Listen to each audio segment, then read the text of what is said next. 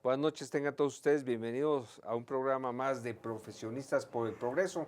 Hoy vamos a tocar y a hacer un ensayo, un recuerdo de las propuestas para resolver la problemática nacional que tratamos en el foro del 23 de mayo en la Cámara de Diputados para festejar el Día del Politécnico, que fue el 21 de mayo precisamente. Correcto. Para eso nos acompañan nuestros amigos José Roberto Cetina Muñoz, quien es ingeniero civil, egresado de la Escuela Superior de Ingeniería y Arquitectura del Instituto Politécnico Nacional, quien ha hecho estudios de posgrado sobre pertenencias a la maestría en la especialidad de estructuras. También un diplomado de la Universidad de Texas, A&M, en el diseño de elementos de plataformas marinas, Offshore Structural Engineering, Design Elements. También ha hecho una serie de cursos técnicos referentes a su trabajo, desarrollo de software para aplicaciones desde administración y financieras de obra hasta el cálculo estructural de elementos finitos. También desarrollo de manuales de cálculo de acero y especificaciones para proyectos para diseño por sismo y viento. Escribió el libro en diseño práctico de cimentaciones sujetas a vibraciones producidas por maquinaria de editorial Palibrio. Bueno, pues tienes un muy amplio currículum, mi querido José Roberto, muy técnico todo, pero ahora vamos a hablar de algo no muy técnico, ¿verdad? Totalmente. El tema que vamos a hablar es cómo reconstruir el tejido social. Es muy social. Para eso, pues vamos a hacer una charla muy amena también con nuestro amigo David Ortiz Soto.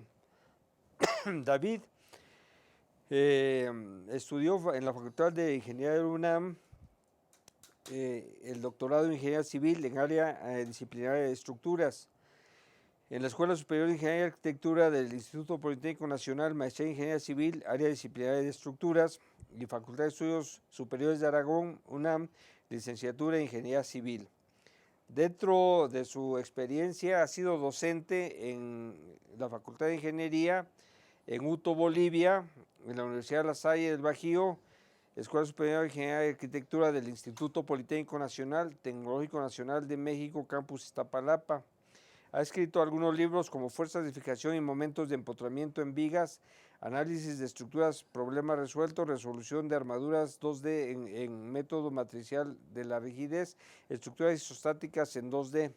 Y así varios otras publicaciones.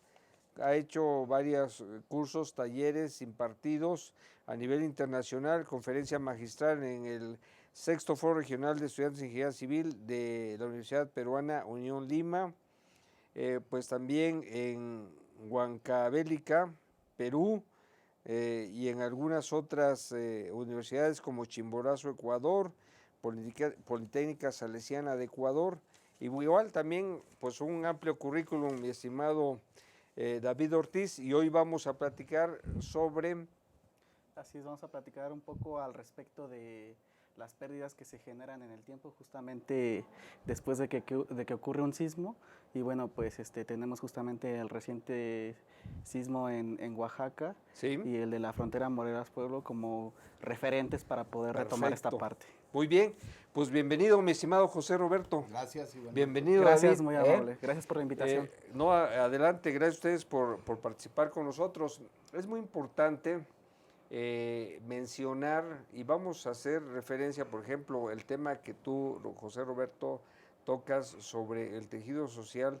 Yo consideramos que es un tema muy importante porque mucho de lo que el país padece actualmente, como es la inseguridad, como son un montón de situaciones como la corrupción, ¿verdad?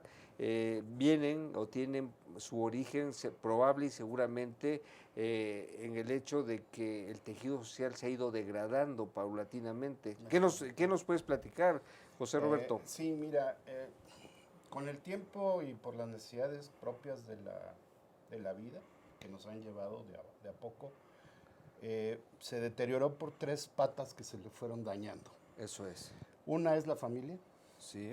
otra es la educación, Ajá. hablo de los maestros. Sí. Y La educación formal, digamos. la ¿Escolar? educación escolar, desde la Ok. primaria, básicamente. Eso es. Y también la sociedad en sí misma también se ha ido perdiendo. Eso es. Las razones básicas, pues es la necesidad de que mamá, generalmente, que era la portadora y la que llevaba el peso de la educación de los hijos, pues ha tenido que salir a trabajar, porque pues los recursos no alcanzan y las mamás tienen que salir y pues hombro con hombro con su pareja, ¿verdad? Tener que sacar adelante a la familia desde el punto de vista económico. Eso es. Pero ha habido un bache terrible porque no pensamos ni hombres ni mujeres, yo me considero bastante feminista en ese sentido, que yo apoyé mucho que la igualdad de salarios, igualdad de todas esas cosas, pero perdimos de vista a los hijos. Eso es. Perdimos de vista a los hijos y eso nos lleva a tener un bache que a nosotros como hombres no nos educaron así nuestros padres, nos educaron para ser hombres y los hombres hacen cosas que no hacían las mujeres. Y hoy el hombre tiene que hacer cosas que hacen las mujeres, tiene que encargarse de su casa también, tiene que ayudar a barrer, tiene que ayudar a lavar, tiene que ayudar a muchas cosas. Y viceversa. Y viceversa, ¿no? Entonces, pues la situación, pues se ha perdido ese eslabón que unía la tradición educacional de los hijos a través de la madre, básicamente a través de la madre, se ha perdido. Eso Y es. ahí tenemos un bache. Y luego, por el otro lado, los maestros también educaban. Y digo, así como estaba, ahora que está de moda Coco, la chancla, pues también había la regla, ¿no? Claro. Y nos educaban así, con arreglazos, pues órale, a estudiar y a ponerse a trabajar. Hoy hay muchos temas que comparto también, que pues no se les debe de golpear a los niños, que se debe de hacer algo, pero hay que tenerlos con límites y no se han dado los límites, no sabemos dar límites. Entonces ahí tenemos un problema también. Y por el otro lado, y también los maestros se han hecho un lado de la educación formal de los muchachos en cuanto a valores. Y pues yo aquí le enseño gramática, o le enseño matemáticas, o le enseño lo que sea, pero los valores también se enseñaban en la escuela. Los maestros también eran padres. Pero acuérdate que teníamos, cuando estudiamos nosotros, no sé si todavía le tocó a David, probablemente no, pero teníamos en la primaria una materia que se llama Historia y Civismo. Claro, Sí, claro. todavía me ¿No? tocó a mí también Sí, esa claro, materia, esa pero pues asignatura. el civismo cambió mucho de cómo nos lo enseñaron a nosotros. Sí, así es. Incluso había normas de comportamiento. No me voy a ir a remontar al manual de Carreño, ¿no? Claro que, Pero que es demasiado estricto. no, y es del rebuscado, siglo ¿no? antepasado, Sí, ¿no? antepasado. Entonces, yo creo que el manual de Carreño debería reescribirse para estas épocas. Para estas épocas. Así es. Donde se diga cómo te debes de comportar en sociedad. Claro. Y no cómo agarrar el tenedor y la cuchara. Y eso, no, cómo comportarte. Hoy la gente, yo recuerdo que se tenía mucho respeto por los ancianos en los camiones. Ándale. ¿No? Cualquiera de nosotros se levantaba si veía una señora embarazada, una señora mayor o un señor mayor y le cedía el asiento. Claro. Hoy hasta se hacen tontos los muchachos para no ceder el asiento, se hacen los dormidos, ¿no? Así es. Entonces son valores, al final de cuentas son valores. Claro. Y esos valores están perdidos y hay que Así es. reencontrarlos, porque existen, pero hay que reencontrarlos. El otro tema, la otra pata de todo esto es la sociedad. Nosotros como sociedad también nos hemos desentendido de los muchachos y de los jóvenes. Y entonces tenemos, por ejemplo, aquellas, no sé, casas del pueblo donde uno iba a jugar ajedrez o a Una jugar convivencia. fútbol, a convivir con mis compañeros. Exacto. O más antiguos como nosotros, que convivíamos jugando canicas, ¿no? Sí. De Pero todo, trompo, valero. canicas, y era una relación tete a tete, Sí. compañeros. Claro. Hoy los chicos tienen un iPad o Un teléfono. un Xbox o una de esas y cada cosas. quien está en su Y está mundo. en su mundo y están perdidos y creo Sí, que claro. eso se rompe totalmente la convivencia. liga de la convivencia social. Eso es. Y eso hay que restaurarlo nuevamente. ¿Cómo? Pues llevándolos a lugares donde puedan hacer deporte, donde puedan jugar ajedrez o dominó, lo que sea, cualquier juego, ¿no? interactuar con Lugares otras recreativos, personas, por decirlo. por Sí. supuesto. Y también yo digo que pueden hacer teatro y pueden hacer danza y pueden hacer 1000 cosas, ¿no? Así Hasta es. escribir libros y alguien les empieza a enseñar literatura, así es, ¿no? así es. Entonces, creo que esos son los tres palos que detienen esa mesa que debería de funcionar. Hay otro cuarto que es la salud, aunque ese tiene que ver más con la prevención de vicios y cosas así, porque los muchachos también, muy jóvenes, se quedan sueltos en la calle. Así es. Son Son presa fácil de todo ese tipo de cosas. Entonces, no se requeriría atención a ese tipo de cosas si los padres están atentos en su casa con los hijos. Exactamente. Claro. Ahora, tú mencionaste algo muy importante, el tema que precisamente en el foro lo mencionamos, porque hemos hecho una serie de foros durante muchos años, desde 2009 a la fecha, llevamos 9 años Sí. haciendo foros en la Cámara de Diputados, Cámara de Senadores en ocasiones, y en uno de los foros precisamente salió como una especie de conclusión el hecho de que a nivel primaria, a nivel, digamos, también preprimaria, maternal, etcétera, en esa época en la que están los niños, los jóvenes, niños básicamente, bebés en formación, debe haber un compromiso muy fuerte de maestros y padres, Claro. porque los dos unidos hacen que el niño se vaya formando de una manera sólida. Sí. En lo que tú mencionas, Sí, algo, de hecho, además de la formación formal, vamos a decir, valga la redundancia, de las cuestiones como los valores, ¿no? Los valores. Mira, esto que te acabo de mencionar es un diagnóstico. Así es, ¿sí? así es. Ahora, ¿cómo atacarlo? Es otro rollo. Así es, ¿no? efectivamente. Atacarlo, bueno, una de las propuestas que yo intentaba dar allá Sí, sí, sí. en la Cámara de Diputados era mientras mamá o papá, Sí, indistinto, sí, sí. porque puede haber viudos o viudas, sí, ¿no? digamos, o madres en el solteras. en el núcleo o de padres familia, solteros, ¿no? Sí, en el núcleo más profundo de la familia, el más importante. Eso es. Si tú tienes hasta 2 niños menores de 8 años, el Estado debería becarte. No becar a los ninis, como por ahí se dice, no se trata de eso. Yo creo que debería de becar a la madre o al padre para que no tuvieran la necesidad de ir a salir a trabajar. Y a lo mejor ese sería, fíjate, lo dices muy bien, a lo mejor ese sería un elemento preventivo Es el preventivo. para que ese niño no llegue al nini Claro. y tengas que apoyar al nini, Claro. sino lo apoyes en la formación. Mejor apoya ¿no? a los padres, que la madre o el papá o quien sea se quede en casa. Yo sé que hombres y mujeres todos son profesionales, todos Sí. tienen igualdad de derechos, Y ¿no? aspiraciones. Y ¿no? aspiraciones. Así es. Pero sí hay un sagrado vínculo de educación que viene desde los abuelos, tatarabuelos, que se ha perdido y lo que tenemos que rescatar, y ese es heredero de las mujeres. Los hombres, con gusto, yo lo haría, pero no me educaron. Si me educan o me enseñan, si hay un psicólogo o alguien que me ayude, tal vez lo podría hacer. Pero ahorita, por el momento, se me ocurre que serían las madres las que tendrían que regresar a casa, por lo menos hasta que los niños salieran de los 8 años, y hasta 2 niños, porque si no, esto se va a volver la cadenita interminable, ¿no? Y beca de por vida. Entonces, pero hasta 2 niños yo creo que sería lo correcto, becarlos, ayudar a mamá a sacar o a papá a sacar a esos niños adelante, y el día de mañana, pues ya puede regresar a sus actividades profesionales. Muy bien, José Roberto, vamos a un corte y regresamos. Adelante. Regresamos con David. Gracias. Ok, gracias. Y luego regresamos. Sí, adelante. Son 3 tercios, o sea, son 3 tercios cada.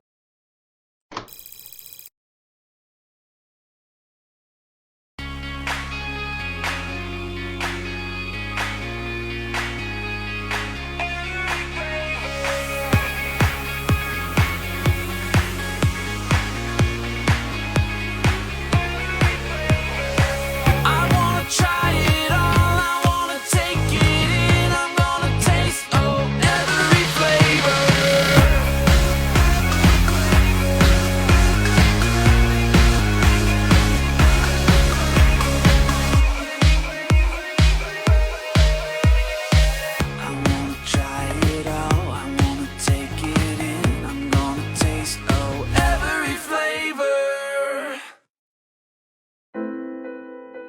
Fue en estas aulas y en estos pasillos que durante más de 4 años y medio tuve la oportunidad de adquirir conocimientos, cultivar buenas amistades y reforzar valores que rigen mi vida. En mi gestión al frente de Jardines de México, trabajando con responsabilidad y honestidad, y en conjunto con un grupo multidisciplinario, hemos podido colocarnos como un punto emblemático del estado de Morelos y llegar a ser reconocidos como el jardín floral más grande del mundo. Gracias al arraigo de valores como la justicia y la solidaridad, el día de hoy levanto mi mano como candidato independiente para ser la voz de todos aquellos ciudadanos que, al igual que yo, quieren una mejor Cuernavaca. Soy Daniel Altafi y uní la administración con mi pasión por servir al prójimo para lograr un país mejor. UNILA es más. Visita unila.edu.mx y conoce nuestra oferta académica.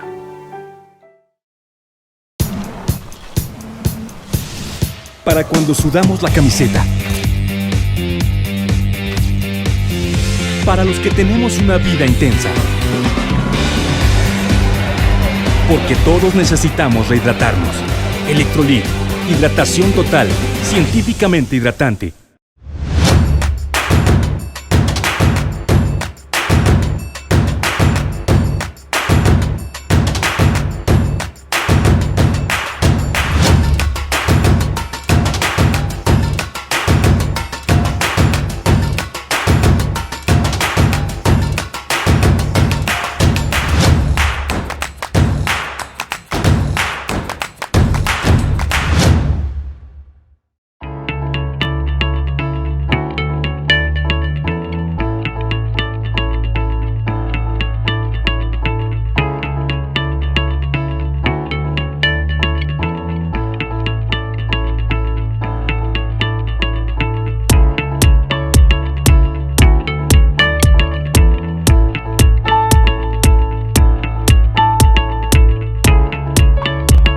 Estamos seguros que construyendo a través de la gente podremos trabajar y sobre todo contribuir en los resultados de su negocio.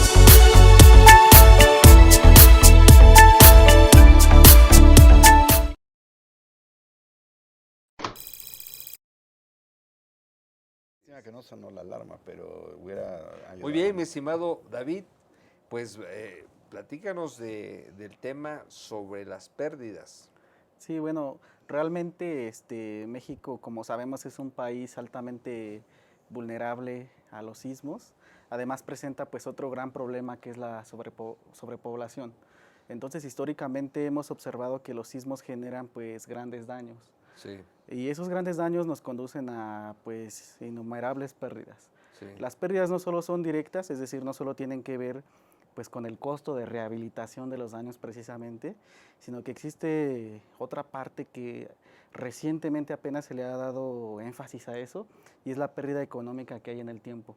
El hecho de que llegue un sismo no solo es atender pues la situación de emergencia inicialmente, en donde tienen que cooperar los 3 niveles de gobierno y pues la sociedad en general, sino que después hay que ver por la recuperación económica y social de las comunidades.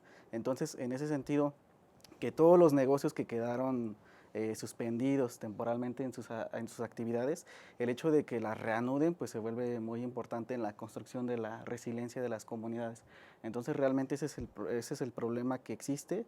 Nosotros, como parte de la investigación que estamos haciendo ahí en la Facultad de Ingeniería de la UNAM, estamos planteando un modelo que estime justamente las pérdidas económicas en el tiempo por sismo, y justamente eso pues será muy importante en futuros sismos, justamente pues para que se logre una mejor planificación para la recuperación. Entonces realmente el problema es muy grande porque, por ejemplo, ahorita de los recientes sismos que hubieron en septiembre del 2017 en México, pues podemos ver cómo todavía pues hay muchos edificios inactivos realmente. No se ha rehabilitado la estructura incluso.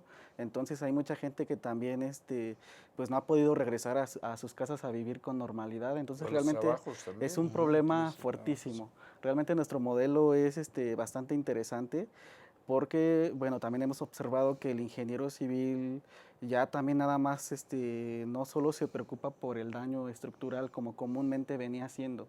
Anteriormente hablábamos de sismo y en la ingeniería civil inmediatamente se vinculaba a un daño estructural, ¿no? Así como que pues era de determinar una pseudoaceleración sísmica que te podía generar un probable estado de daño en la estructura, y luego había que rehabilitarlo y cuantificar el costo de rehabilitación de esos daños, y eso pues es la pérdida directa. Así es. Sin embargo, pues como les comento, el ingeniero civil ya está viendo un poquito más allá, se ha percatado que pues el daño en los elementos no estructurales y en los contenidos también es muy importante, sobre todo en ciertos tipos de edificaciones como los hospitales, en donde pues a la estructura realmente no le podría pasar nada, pero si los contenidos se dañan, pues evidentemente sale de circulación y eso es bastante peligroso, sobre todo en un estado de emergencia, en donde pues un hospital tiene que seguir funcionando, no solo por los pacientes que tiene, sino pues también por los que van llegando debido a la catástrofe que se genera. Entonces, bueno, en ese modelo estamos considerando de hecho muchísimas cosas. Básicamente hemos detectado pues todas las fuentes posibles que te pueden generar una interrupción en tu negocio. Como lo vuelvo a repetir, realmente muchos negocios tienen un paro de actividades aún sin que la edificación sufra daños estructurales. Hemos muy bien detectado la influencia que tiene el hecho de que haya cortes de energía eléctrica, el que haya suspensión en el suministro de agua potable, por ejemplo. Los efectos de vecindario también son muy importantes y realmente pues en nuestros estudios de ingeniería civil no los habíamos contemplado. Te genera un problema muy grande el hecho de que el edificio vecino colapse también o que sea dictaminado para su demolición, porque pues muy probablemente habría una suspensión de actividades para ti si es que tienes una empresa justo al lado, porque por cuestiones de seguridad habría acordonamientos y pues no se permitirían desarrollar las actividades normales en tu empresa. Ahora sí que pues cuando hay un colapso, mientras hay una remoción de escombros, y no solo eso, la situación podría empeorar en el caso de las víctimas humanas, porque todavía se tiene un tiempo de holgura para comenzar a remover los escombros. El hecho de que haya pues actividades de rescate en la búsqueda todavía de vidas humanas. Entonces en nuestro modelo estamos contemplando muchísimas cosas. Un problema muy grande en México y seguramente en otros países es que pues a veces no se respetan ciertas cosas en la construcción. Entonces el golpeteo de edificios vecinos es otro problema muy grande y de hecho en los recientes sismos también lo pudimos observar. Y bueno, estamos contemplando todas esas situaciones. Realmente estamos viendo el problema desde dos enfoques. Primero, el impacto que tiene el negocio propio, el hecho de que pues, pueda suspender sus actividades por todas esas razones. Y luego el impacto social y económico que ejerce en la zona en donde se ubica ese negocio. Y el impacto podría ser mucho mayor si es que la empresa tiene un impacto nacional o incluso internacional. Entonces es un problema que hay que atender pues demasiado con base en las investigaciones. Hay algunos modelos ya propuestos. Hemos detectado también las limitaciones pues para que nosotros de algún modo estemos haciendo una contribución real en nuestra investigación, pero estamos convencidos de que una vez que este modelo salga a la luz, porque pues lo tenemos formulado, pero estamos planteando publicarlo en una revista arbitrada ya para el siguiente semestre, pues una vez que salga a la luz, logremos que los gobiernos lo vean, que los empresarios lo vean, que los directivos lo vean. Entonces, una vez detectadas todas las fuentes de interrupción posibles que pueden generar un parón en sus actividades, pues ellos lo tomen en cuenta para reducir potencialmente el riesgo de tiempo de interrupción y no veamos tiempos prolongados de inactividad, justamente como ha sido en estos sismos, ¿no? Realmente Exacto. siguen muchas empresas sin funcionar, hubo universidades que tardaron más de lo que debía ser para reanudar sus actividades, entonces realmente ese es nuestro objetivo, nuestro modelo. Muy bien, David. Pues es muy interesante el tema porque en ese rubro, digamos, también una de las propuestas que hicimos en ese foro es el hecho de que la ingeniería en sí, y sobre todo la ingeniería sísmica, que es de lo que estamos hablando, tenga elementos preventivos muy, muy sólidos. Tú mencionaste referente a la investigación, o sea, la investigación científica debe trasladarse a lo que son precisamente los reglamentos, las normas técnicas complementarias, para que los diseños, por lo pronto, que es donde nace alguna estructura en este caso, pues pueda tener la calidad y pueda, digamos, responder con criterios antisísmicos en una eventualidad. Pero eso también hay que hacerlo, digamos, general. Por ejemplo, hablaste del sismo del 19 de septiembre, pero hubo uno previo, el 7 de septiembre, Claro. que fue el que dañó la zona del Istmo de Tehuantepec. Resulta que ahí hay mucha autoconstrucción, como en muchas partes de la República Mexicana, y muchas veces esos no tienen los criterios, digamos, técnicos, antisísmicos, y se debe ¿a qué? A que muchas veces no hay reglamentos de construcción en esas zonas. Sí. Entonces es muy importante, conjuntado con lo que tú mencionas, proponer que realmente se regionalice la República y con un tema sobre prevención de desastres se vean los riesgos. De hecho, ahí hay mucha investigación y hay mucho diagnóstico sobre eso. Ahora hay que dar los remedios porque, digamos, otro elemento preventivo, pues ya tienes el código, tienes la norma, pero ¿quién los aplica? Entonces el Claro, profesional también. tiene que estar actualizado, tiene que estar capacitado para aplicar esos términos. Y entonces hacer la conjunción entre la población y el ingeniero y los códigos para que entre los tres, digamos, ese triángulo se pueda resolver el hecho de que no haya daños en un momento dado, ¿verdad? Así es. Entonces, Sí. digamos, esa fue una propuesta que salió de algún otro foro, pero va muy de la mano con lo que tú dices. Y la resiliencia también se aplica en eso, ¿no? La manera de cómo te recuperas, ¿Cómo te recuperas? Así es. recuperas de una eventualidad. Y yo creo que ahí debemos estar cada vez más preparados de manera preventiva, pero si por alguna razón algo falla, pues tenemos que tener la capacidad Sí, de responder, ¿no?, a esa necesidad. Yo sugiero, o sea, me voy a meter en algo que no me toca, ¿verdad? Pero, No, adelante, No, adelante, ingeniero, pues además. con no, es que especialidad en tiene también que ver estructuras. con los seguros, o sea, Ándale, Sí, eso claro, es muy también. importante. los seguros, yo creo que un mecanismo o una palanca que puedes usar para que se implemente de manera más eficaz es que tenga que haber un seguro de por medio que haya recibido ese informe Así es. de riesgo. Sí, ¿No? sí aplicaría también Porque esa en ese palanca sentido. dice, no te aseguro si no tienes este informe de riesgo. Y creo que te ayudaría mucho a que eso se implementara con mayor facilidad. Sí, Un definitivamente.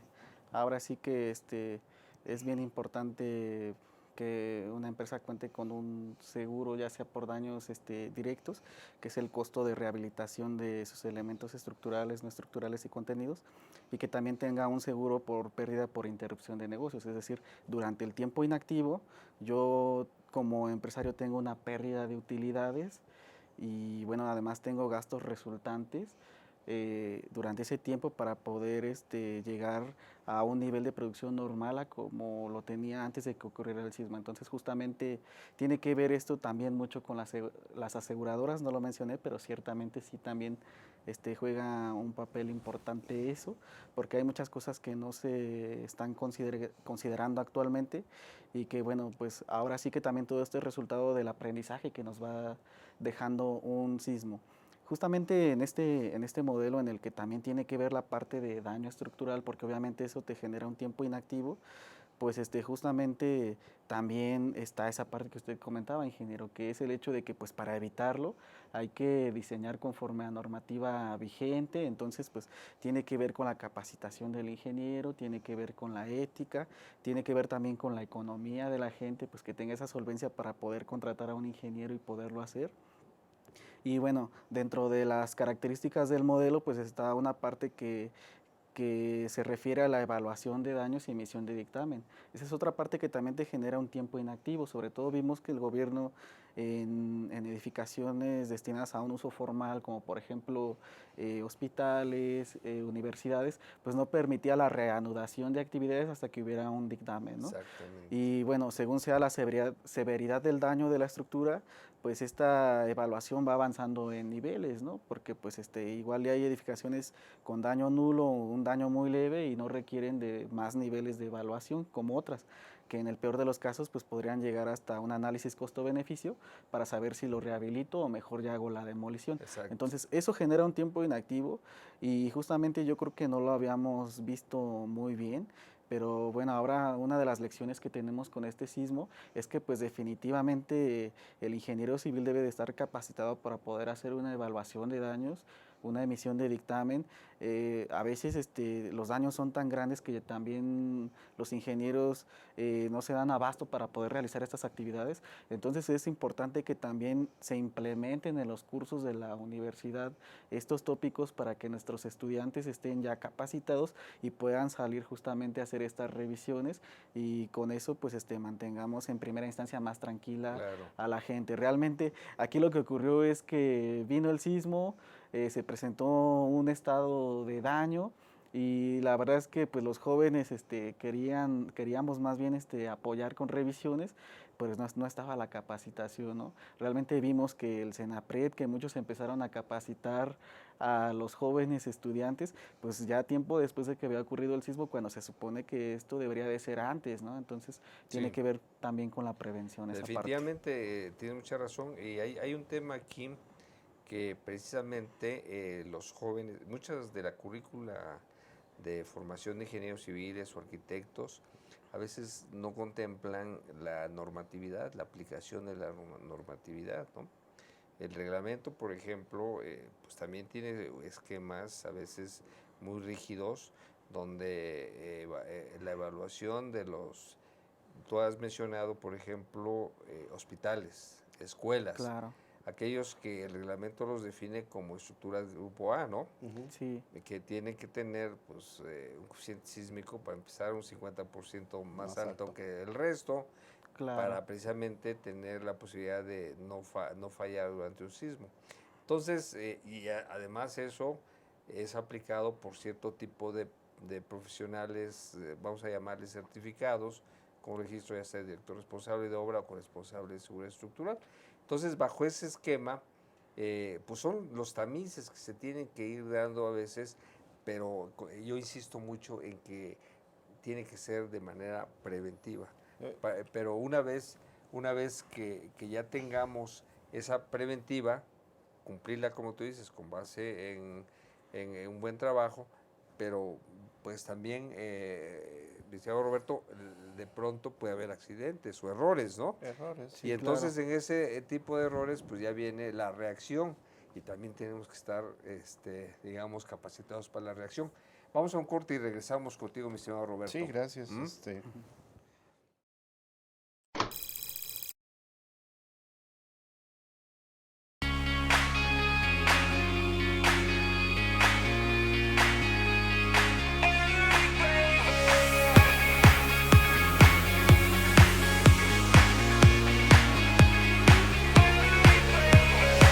I wanna try it all, I wanna take it in, I'm gonna taste every flavor.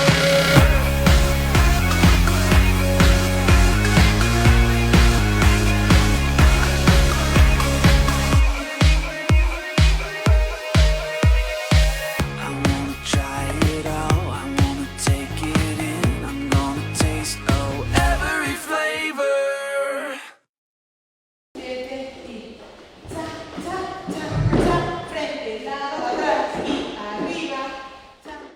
Para mí el baile es como una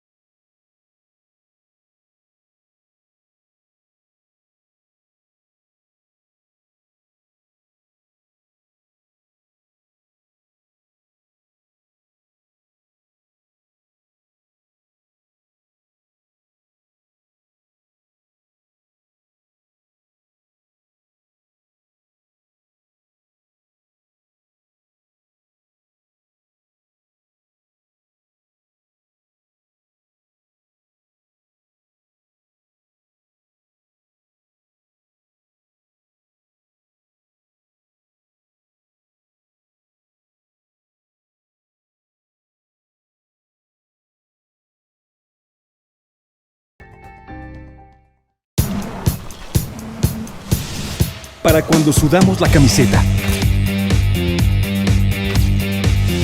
Para los que tenemos una vida intensa. Porque todos necesitamos rehidratarnos. Electrolit, hidratación total, científicamente hidratante.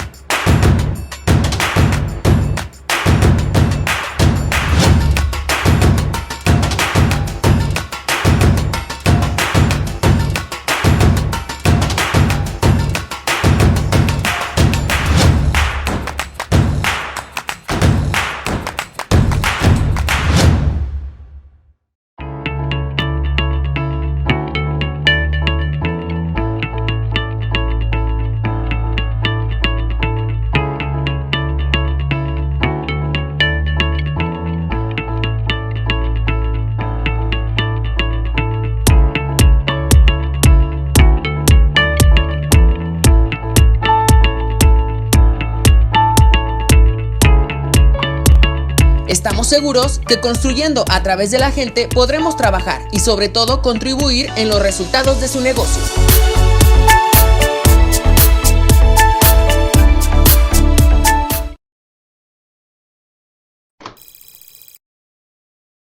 Sí, ya. Perfecto. Muy bien, pues los temas que estamos tratando, muy importantes porque estamos hablando de valores tan importantes como lo es la vida, la salud y el patrimonio. Son valores que bajo este esquema que comentas y que hemos estado charlando, pues es lo que a los ingenieros nos corresponde proteger. Algo así tan sencillo como vida, salud y patrimonio. Correcto, sí, correcto. Mi estimado Roberto, ¿qué relación podríamos tener de lo que hablamos sobre la resiliencia?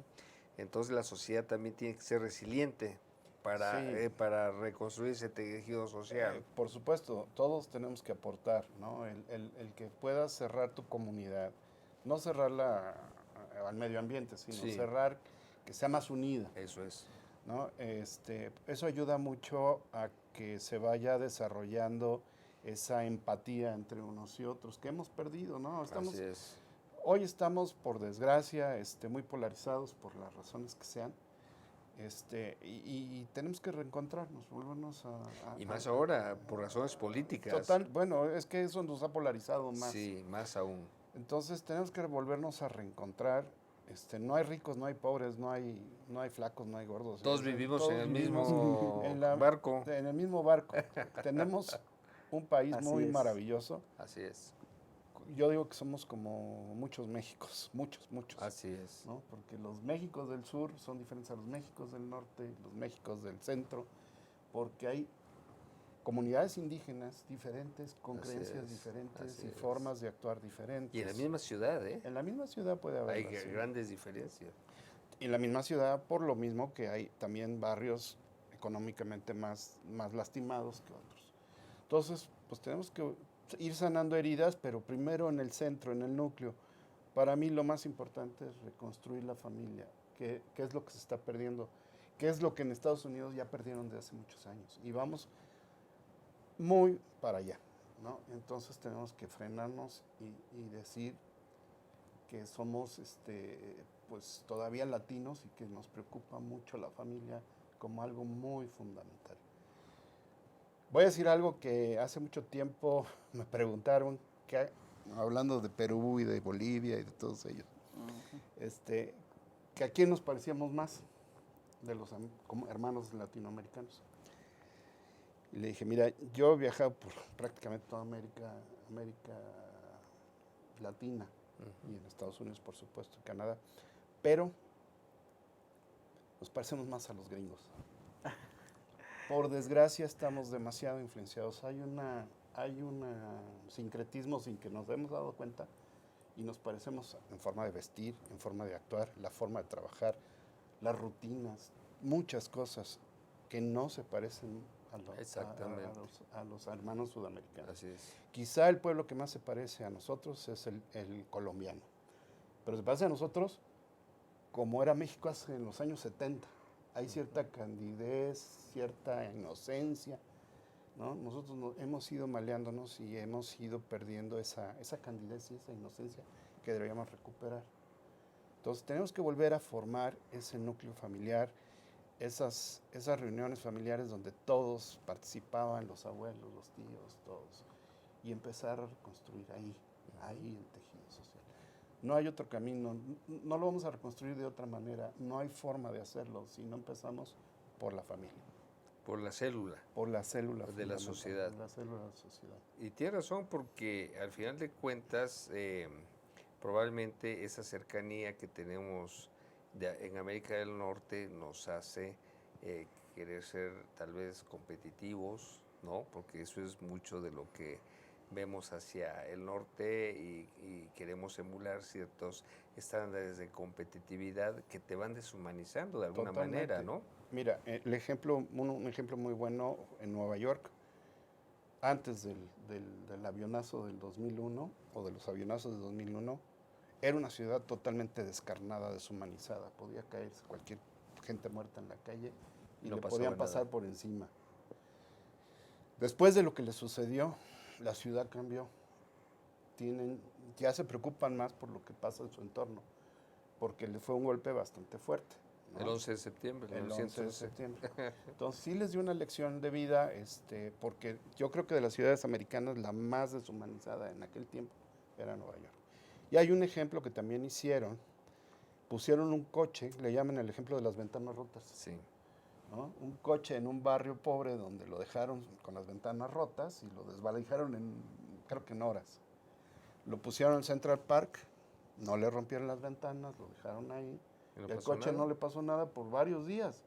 Entonces, llegaron los del experimento, le rompen las ventanas y a los 2 días lo desvalijaron. El vandalismo. Pero sí. el vandalismo de la gente de dinero. Sí. No de la gente que vivía en Harlem o en esos lugares, ¿no? O sea que al final de cuentas muy parecidos, ¿no? Tiene que ver, déjame ir a la profundidad. Sí. ¿Por qué cuando un mexicano cruza al otro lado? Digo, acá podemos darle la mordida a la policía, que se acostumbra y que la no sé qué, que yo nunca he participado en eso, pero se hace. Sí, claro. Y pasas al otro lado y la misma persona que lo hacía ya no lo hace. Otra persona. Es otra persona y se comporta diferente. ¿Cuál es la diferencia? Pues que se aplica la ley. Exacto. Que se aplica la ley a rajatabla. Entonces, tenemos problemas de que queremos torcer la ley a nuestra comodidad. Si la ley no me favorece, a ver cómo la tuerzo para que me favorezca. Fíjate que hablaste de un tema muy importante. Mucho de la inseguridad y todo esto se debe, desde su punto de vista, y es otra propuesta que hicimos en algún tiempo, hace 6 años precisamente, antes de las elecciones del 2012, en el sentido de que la impunidad es un problema muy grave. Y de alguna manera llamamos un poco a que también se cumpla la Constitución política. La Constitución política te dice que los 3 poderes deben ser equilibrados. Sin embargo, no hay equilibrio. ¿Por qué? Porque se elige al Ejecutivo y al Legislativo, y al Judicial no se elige. Se propone por el Ejecutivo y el Legislativo ratifica. Entonces, como que los jueces, magistrados de todos los niveles, de pronto tienen compromisos con ciertos grupos y no con la sociedad. Entonces, probablemente, si como conoces a un gobernador o al candidato a gobernador, sabes hasta, como ahora con los candidatos presidenciales, ¿no? Que les buscan por todos lados, pues por lo menos que aquel que quiera ser juez, que quiera ser un magistrado de la Suprema Corte, pues que sepas quién es, porque muy poco sabemos de ellos. Claro. Y eso te lleva a que muy probablemente la administración de la justicia no sea la más adecuada en nuestro país. No, entonces, no lo es. No lo es, por eso, voy a eso, ¿no? No hay un compromiso con la sociedad, probablemente hay un compromiso con otros. Entonces, fíjate, esa es una de las cosas. Después del 23 de mayo hicimos una rueda de prensa, y precisamente por toda esta guerra que tienen candidatos, dijimos, bueno, los electores merecemos conocer más a fondo a los candidatos, no así superficialmente, porque dicen, Bueno, todos son buenos, todos son blancas palomas. O todos todo- son muy malos. No, pero ellos se autodefinen, me refiero. Sí, ellos ¿no? como buenos, siempre. Sí, todos son buenos. Sí, sí, sí. Pero entre ellos digamos, dicen, tú eres ladrón, tú Se eres... denostan, esto, sí. Entonces decimos, muy fácil, que se sometan a prueba de polígrafo, que se sometan a pruebas de físicas, médicas y psicológicas. Claro. Y entonces así podemos conocer un poquito más internamente y tomar nuestras decisiones por quién queremos votar.